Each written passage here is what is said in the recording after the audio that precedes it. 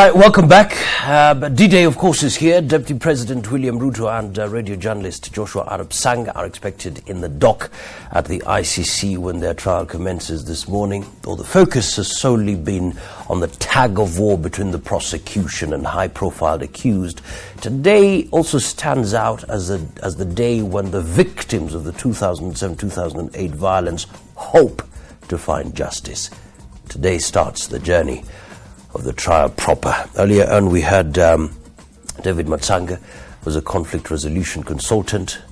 Bit of a hit there, but right now we are talking to International Center for Transitional Justice Head of Office Njonjo Mue. Welcome to the Power Breakfast Show. Perhaps you could just tell us a bit about the role that ICTJ is playing in relation to the ICC cases. ICTJ is an international human rights organization that's based in New York that was founded in 2001. It works in societies emerging out of conflict to help them to address legacies of massive human rights violations and to transition from conflict or authoritarian rule to become stable and inclusive democracies. The ICTJ work in Kenya began shortly after the post-election violence of 2008, and the office actually opened in 2009. And our work here, just as in other countries around the world, has involved trying to seek justice for victims of human rights violations, including post-election violence, in a number of ways, seeking to have perpetrators investigated and prosecuted, seeking to have truth established, especially through the Truth Commission, seeking to get reparations or compensation for victims, and seeking to assist with reforming institutions that resulted to the violence and human rights violations of the past in order for those institutions to work towards making Kenya an inclusive democracy. Now, looking at the cases, even as they start properly, in a proper manner, would you say this is the beginning of the journey to giving justice to the victims? I would say so, indeed. Obviously, we've had a long journey to this day. Absolutely. Given that since early 2008, late 2007, when the violence occurred, we have had a path that has led us to September 10th and November 12th when the actual trials begin, because this is a judicial process, and judicial processes, given that they look into both the rights of the victims and the rights of the accused persons, are by their very nature a bit long-winded, and therefore it's taken us the last 5 years and more to actually get to this point. And yet this, as you say, is the beginning of the actual journey to try and unravel what happened in late 2007 and early 2008, because now the trials begin and we actually get evidence being presented to judges, and they themselves will independently make evaluation of the evidence and reach ultimately a finding as to whether the accused persons are innocent or guilty. But these are only 3 people. There used to be 6, now there are 3. And these are the people who are supposed to, according to Ocampo, highest responsibility. What about the real perpetrators? Since we were unable to set up a local tribunal or a local court to try them, what about them? How do the victims benefit or get anything? Well, the ICC is a court of last resort. The ICC was never set up to help member states to sort out all their legal issues. It is only supposed to step in when a member state is unable or unwilling to investigate and prosecute international crimes.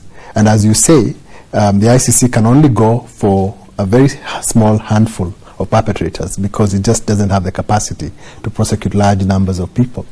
Now, there has been a failure to investigate and prosecute what we call the middle level and lower level perpetrators. Those who planned at the local levels, those who mobilized, those who funded, those who even fed people who allegedly attacked others, and those who are the foot soldiers who actually committed the crimes.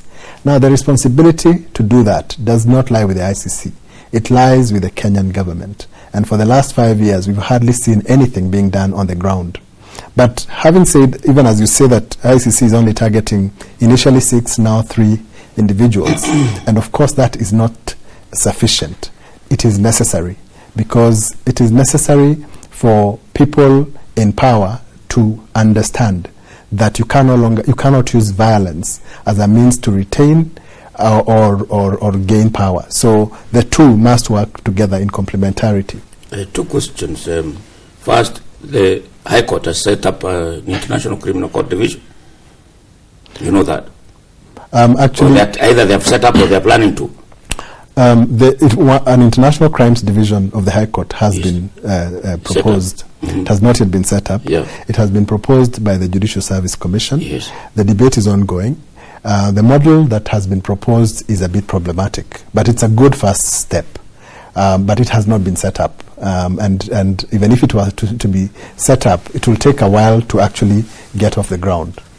So do you think that they will go back and to those crimes of post-election violence? Yes, the International Crimes Division, or ICD as it's popularly called, is actually being set up partly to investigate and prosecute post-election violence. But of course it also has a prospective effect in terms of if any other similar violence should happen in the future, because it's going to be a permanent division. The Kenyan Parliament is moving to remove this country from what you are saying, that leaders should know that you cannot, because the ICC is there. If we move out, it means we go back to impunity. Indeed. We are going back to impunity. It's interesting that the parliamentarians say they are doing this to protect Kenyans. But the question is, to protect Kenyans from whom? For the last 50 years, we have not had any meaningful prosecution of people high in office until the ICC stepped in. So it is the government and the political elite that have been, in a sense, failing to protect Kenyans. So when you then say we are leaving the ICC, which is the only institution that has ever tried to bring people to book, and then you say you're protecting Kenyans, then the question that begs is, which Kenyans are you protecting from whom? Right. Looking at the trials even as they begin, there's a sort of hope in the air that victims will get justice. But if allegations made by David Matsanga anything to go by, you sort of wonder, where will these trials head to? Because he's talking of the witnesses being procured and even pokes holes in the integrity of the prosecutor. What is your take on all that? I think when David Matsanga and anyone else says witnesses were procured, they were coached, we've had all that in the last few years in the run-up to the cases getting to court. But that is neither here nor there, because the ICC and the trials that are beginning today are judicial processes. Evidence has to be produced in court. The two sides are represented by top lawyers in the world. And like in any criminal case, they will have the opportunity to face the evidence, to impugn the evidence, to cross-examine witnesses. And if any witness has been coached, it will come out very clearly before the judges. And the judges will make the relevant decision with regard to that evidence. So basically, anyone out here shouting witnesses have been coached and procured and so on, that is just for political value. It is not of no judicial value whatsoever. What do you say to the fact that they are falling one after the other? Recanting. Well, again, that's another thing. Who is saying that they are recanting?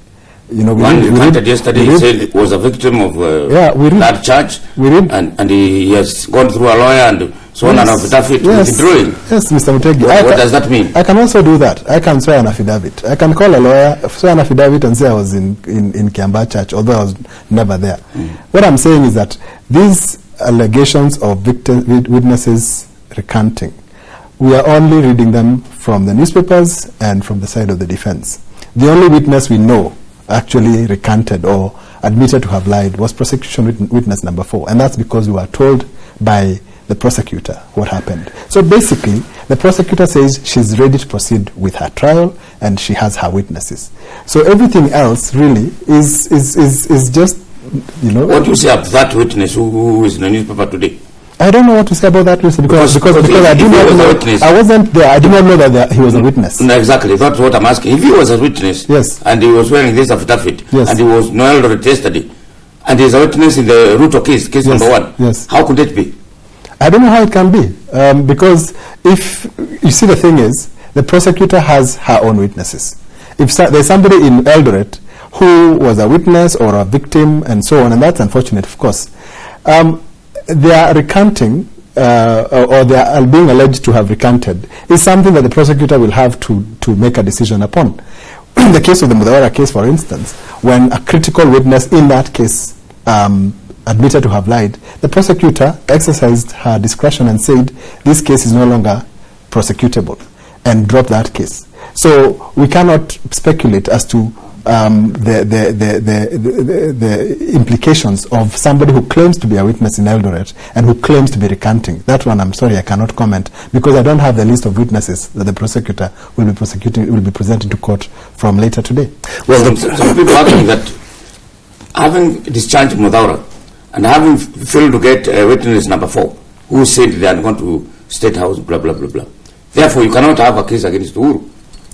That is also... As there are those arguments going on in public. It is an argument, but it's not necessarily a true argument, because it's possible to get 2 individuals who committed an offence jointly, but you can have 2 sets of evidences against both of them. And there might be, like in the case, just to give an example, I don't know the details, but in the case of Uhuru and Mudawara, if it is the case that prosecutor witness number 4 was critical in placing Mudawara in a particular place, and without that Mudawara's case cannot stand, then there is nothing to stop the case against President Uhuru from proceeding. Because even in the local jurisdiction, we always get people who are accused that they did ABCD with others not before the court. There's nothing to prevent one case from proceeding if another one cannot proceed. Now, according to the prosecutor, the suspects and their associates have gone to great lengths to persuade witnesses to recant their testimonies, including using bribery, outright threats, and intimidation. Does that kind of statement have any judicial impact? I think it has, and it should. Obviously, trying to bribe witnesses and so on is subverting the cause of justice, which itself could be an offense. It certainly has practical implications on the trial.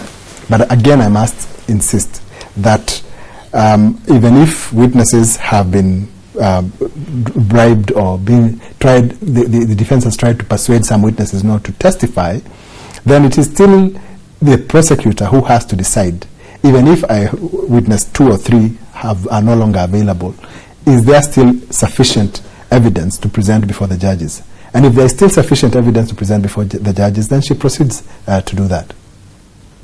All right, just looking at the whole ICC process, and if I may just borrow the words of lawyer Ahmed Nasir Abdullahi in an interview, he called ICC, the word international, purely a cosmetic name, and it's purely a court that has been set to just try Africans. Is that a true description of the ICC? No, it is not. The ICC is an international criminal court. Let's just put 2 things together, apart.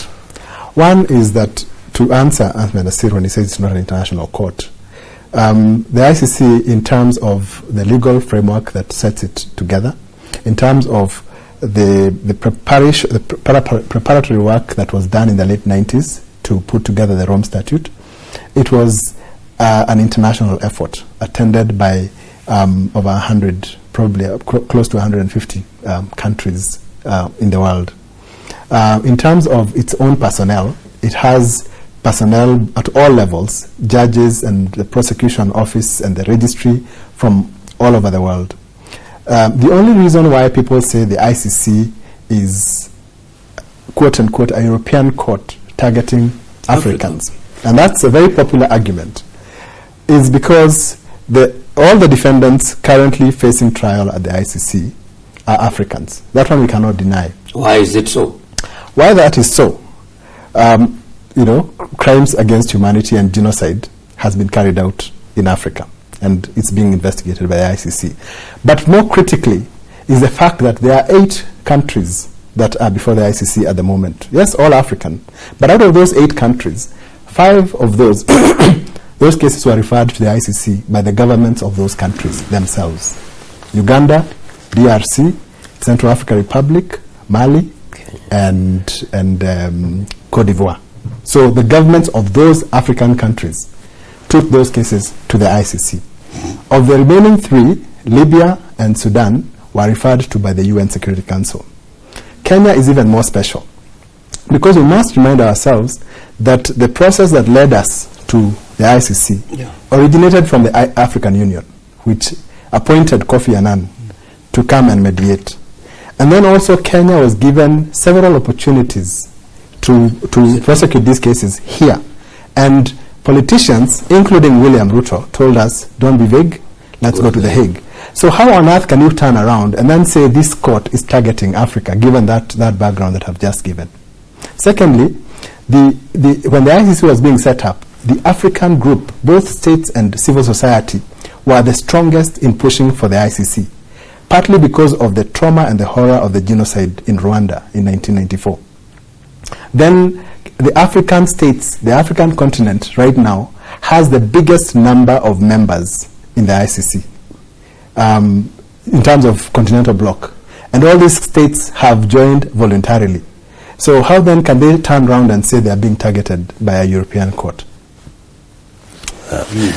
Now, perhaps looking at the possible scenarios that could happen, let's say the case goes to the extreme whereby the suspects are charged, they're found guilty.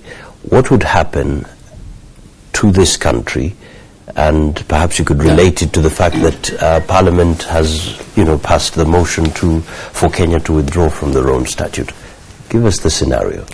Well, Parliament's motion last week to withdraw from the Rome Statute, first of all, even if Kenya was to withdraw today, it would not affect the cases before the ICC. The Rome Statute is very clear that cases that have already been started do not stop by a country withdrawing from the Rome Statute. So even if the withdrawal to happen today, it would go on. Secondly, the motion doesn't necessarily mean Kenya is withdrawing. Because I imagine if Parliament wanted to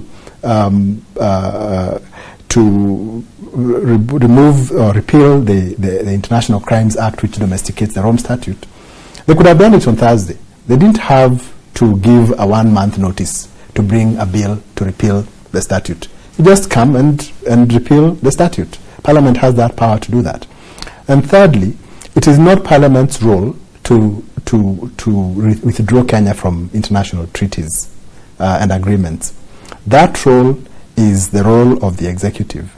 The law that the Treaties and Agreements Act is very clear that the process of withdrawing from a statute has to start from the Attorney General, who drafts a cabinet memo, tables it before cabinet. If cabinet adopts it and the president then signs it, then the Ministry of Foreign Affairs has the role of transmitting that notice to the UN Secretary General, giving the intention.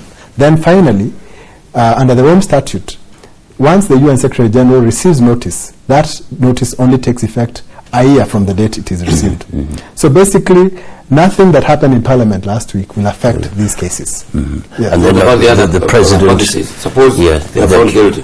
Well, if they are found guilty, then they are sentenced and they go to prison, like Charles Taylor. What would happen to the country? Nothing. I think Uhuru Kenyatta was very clear when he was running for president. He told us that Kenya is not a banana republic, that Kenya is run by institutions, not individuals. What would happen if Uhuru Kenyatta was to drop dead today? He's a human being. The country would not stop. The country has mechanisms for leadership succession. And if this was to happen, if they were to be found guilty, of course they are innocent until found guilty, if they are to be found guilty, they would be sent to prison, and Kenya would elect new leaders according to the constitution. All right. Perhaps just to wrap it up, looking at your business is to deal with the victim, and it looks to me as if suppose there was supposed to be reparations. Where is the money coming from? Where would the money come from? If you have to compensate the victims, the people who died in the Kiambaa Church, the destroyed property, where is the money to come from? Under the Rome Statute framework, there are two forms of reparations. One, there is a victims trust fund that is set up under the Rome Statute, where member states contribute money to be able to compensate victims of situations such as Kenya, more generally.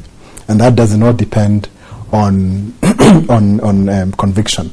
And so under the framework of the Victims Trust Fund, they don't have enough money to compensate individuals. It normally comes in and helps people to rebuild their lives. Like in northern Uganda, it does an assessment and starts, projects that would help. Has that happened in this country?